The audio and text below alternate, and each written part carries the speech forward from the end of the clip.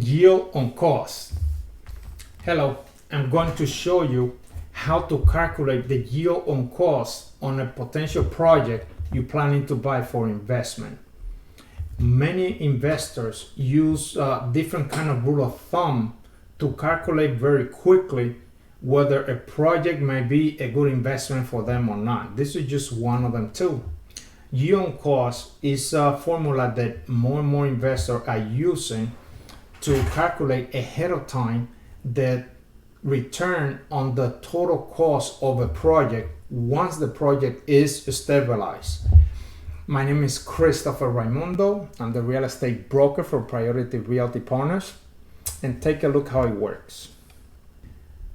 Here is the yield on cost, and the formula works calculating the net operating income of a property divided by total project cost. That's very important, the total cost of the project, not just the purchase price.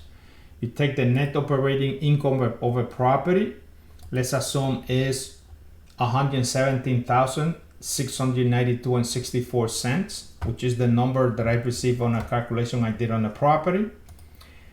Now you add the purchase price, which is $1 million. You add it to the closing cost, which is roughly as an average of about 3.5%, sometimes 4%. Let's say 3.5, $35,000.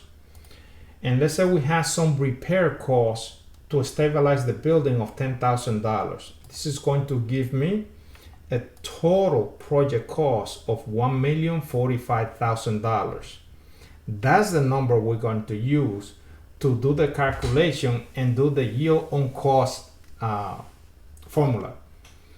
Using these numbers, this property, I can predict or project that it will give me an 11% return yield on cost. Something very important to keep in mind when you're doing this type of rule of thumb or calculation.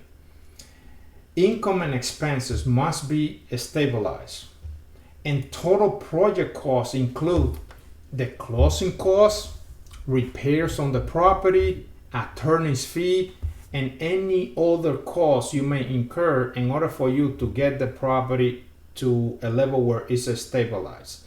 When is a property stabilized? You look at a property and calculate after you do your inspection. You make a list of items that you would like to do and repair. After you do those repairs, try to see if the rents are way below market value and what the market value of each of those units will be. So you do those calculations, what the market value will be once the property is stabilized. And those are the numbers you use to calculate the income minus all the expenses.